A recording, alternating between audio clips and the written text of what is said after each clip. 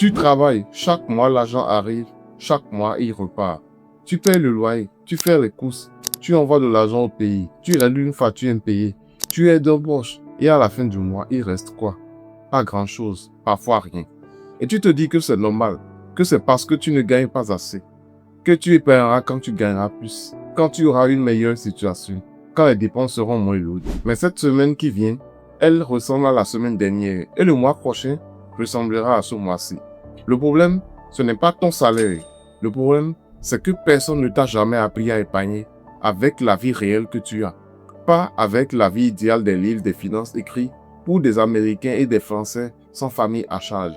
Dans cette vidéo, je vais te donner une méthode concrète et honnête pour épargner, que tu gagnes 150 000 francs par mois à Cotonou ou 1 000 € à Paris.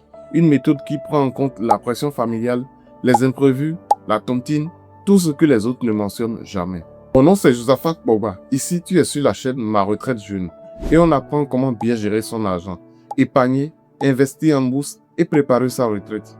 Si ce sont des sujets qui t'intéressent, abonne-toi, installe-toi bien et on commence avec le sujet du jour. Mais avant, une chose importante, je ne suis pas conseiller financier agréé. Tout ce que je partage ici vient de mes propres expériences, de lectures et des formations que j'ai suivies. C'est à caractère éducatif. Pour toute décision financière importante, rapproche-toi d'un professionnel qualifié. Maintenant qu'on a dit ça, allons-y. La réponse courte que tu entends partout, parce qu'il dépense trop. C'est faux, ou du moins, c'est incomplet. La vraie réponse, c'est que la plupart des gens épargnent ce qui reste. Et ce qui reste, c'est presque toujours zéro. Voilà comment ça se passe dans la réalité. Le salaire arrive, tu payes les charges obligatoires, loyer, nourriture, transport. Ensuite, il y a les dépenses sociales. Un anniversaire, une cérémonie, un proche qui a besoin d'aide.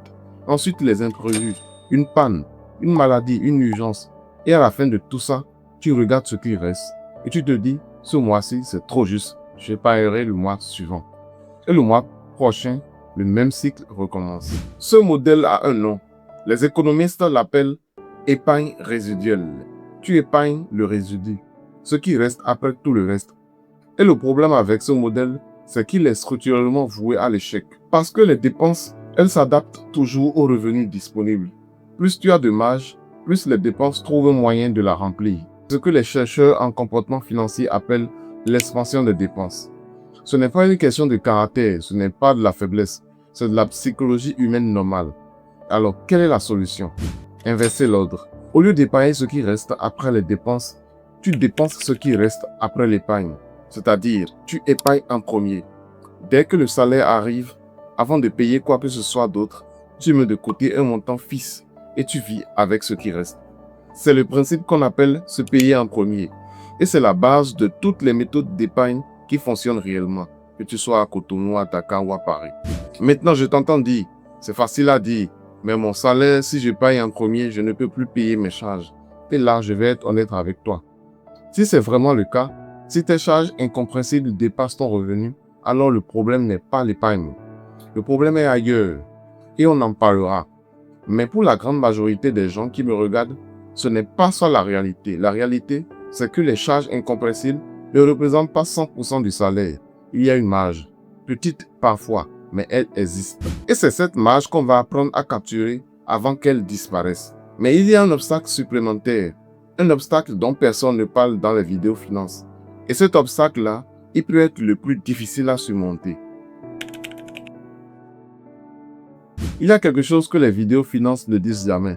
Quelque chose que les livres sur l'épargne écrits à 90% par des Américains ou des Européens ignorent complètement.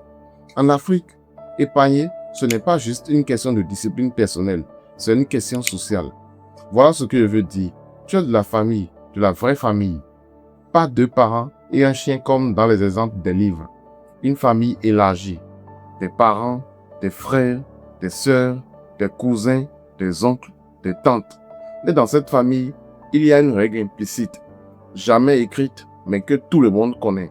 Celui qui peut aide.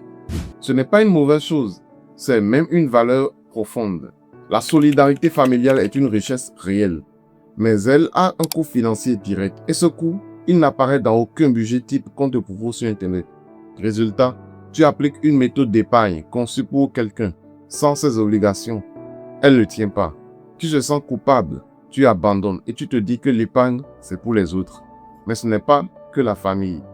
Il y a aussi la tontine.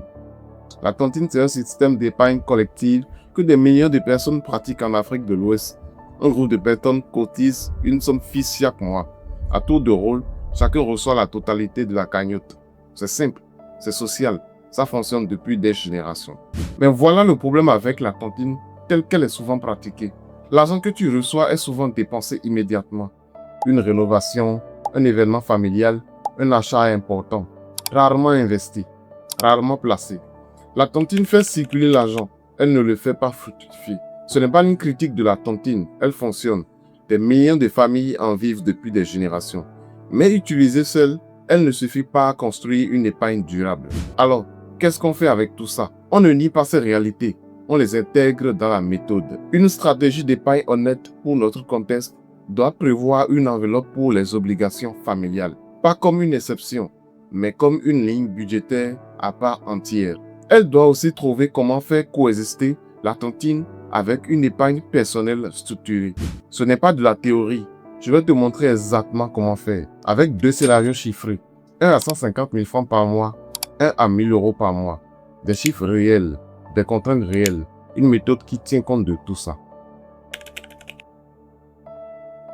Voici la méthode simple, adaptée, honnête. Elle s'appuie sur un principe que tu as peut-être déjà entendu. La règle des 50-30-20. Mais je vais te la reformuler pour qu'elle colle à ta réalité, pas à celle d'un cadre parisien sans famille à charge. Le principe de base, c'est de diviser ton revenu en 3 grandes enveloppes. 50% pour les besoins incompressibles, 30% pour les dépenses flexibles, 20% pour l'épargne. Maintenant, appliquons ça concrètement. Scénario 1. Tu gagnes 150 000 francs par mois à Cotonou. 150 000 francs, c'est un salaire réel, pas un salaire de manuel de finances. 50% des besoins incompressibles, c'est 115 000 francs. Dedans, ton loyer ou ta contribution au logement familial, ta nourriture, ton transport. Ces dépenses-là, tu ne peux pas les éviter. 30% pour les dépenses flexibles, c'est 45 000 francs. Et c'est là qu'on intègre les réalités dont on vient de parler.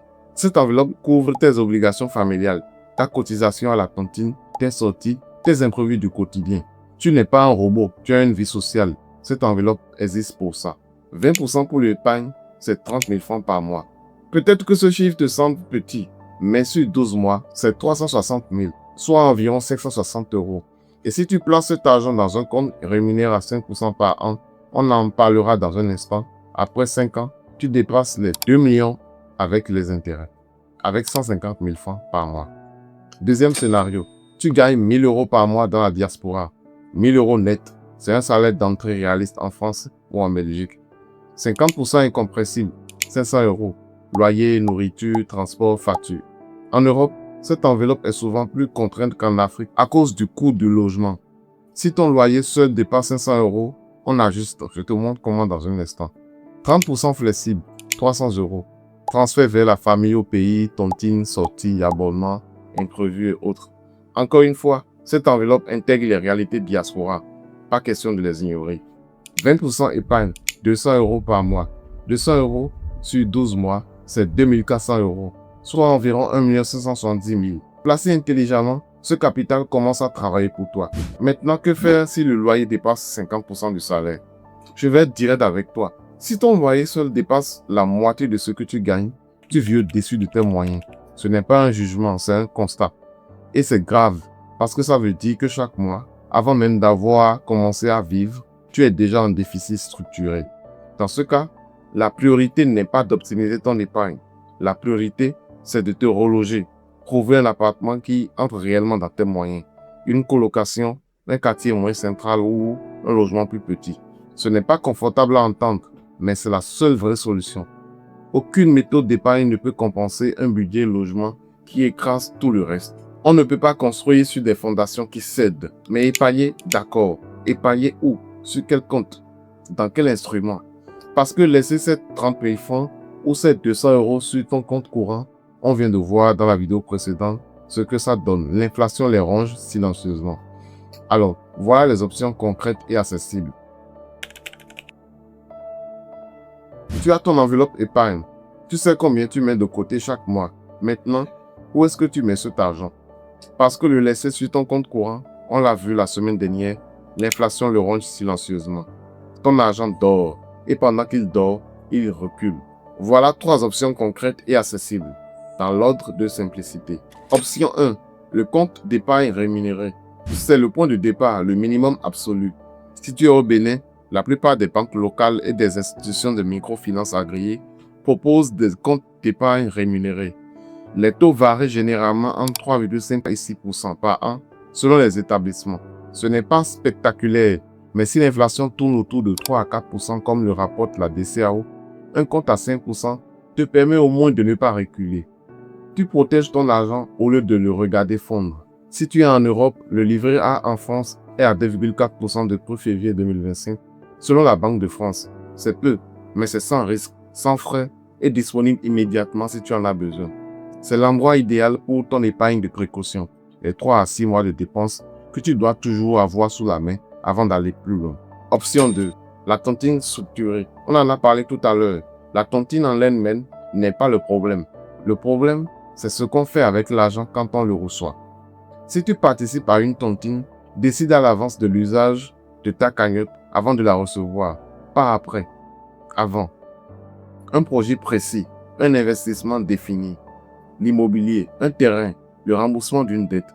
La tontine devient alors un outil de discipline collective au service d'un objectif personnel clair. C'est là qu'elle devient vraiment efficace. Option 3. La bourse et particulièrement la BRVM. Il existe une bourse ici même en Afrique de l'Ouest et la grande majorité des gens l'ignorent complètement. Elle s'appelle la BRVM, la Bourse régionale des valeurs mobilières. Elle est basée à Abidjan et regroupe les entreprises cotées des 8 pays de l'UMOA, dont le Bénin. Sur cette bourse, tu peux investir dans des actions, des obligations d'État ou des fonds communs de placement, les FCP, qui répartissent ton argent sur plusieurs titres pour limiter les risques.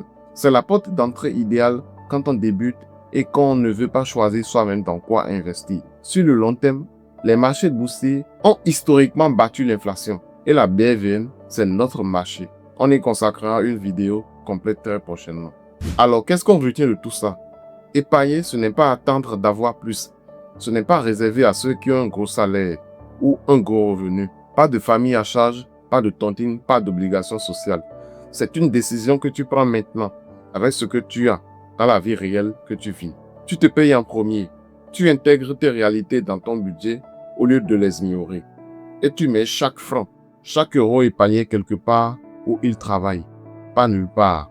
Retiens une seule phrase de cette vidéo si tu n'en retiens qu'une. L'épargne ne commence pas quand tu gagnes plus. Elle commence quand tu décides que c'est une priorité, pas ce qui reste. Si cette vidéo t'a parlé, si tu t'es reconnu dans ce cycle où l'argent arrive et repart sans que tu ne saches vraiment où il va, clique sur le pouce en l'air, c'est gratuit pour toi et ça aide énormément cette chaîne à grandir. Partage cette vidéo à quelqu'un dans ton entourage qui se dit chaque mois, j'épargnerai le mois prochain. Un ami, un frère, une sœur. C'est peut-être la chose la plus utile que tu puisses faire pour eux aujourd'hui. Et dis-moi dans les commentaires, quel est ton plus grand obstacle à l'épargne en ce moment? La pression familiale, le loyer, les imprévus? Je lis tous les commentaires. Abonne-toi si ce n'est pas encore fait, parce que chaque semaine sur cette chaîne, on parle de sujets qui vont changer ta façon de voir l'argent, la vie et ta construction personnelle. Des vidéos que tu ne veux pas rater. À la semaine prochaine sur Ma Retraite Jeune. C'était Josa.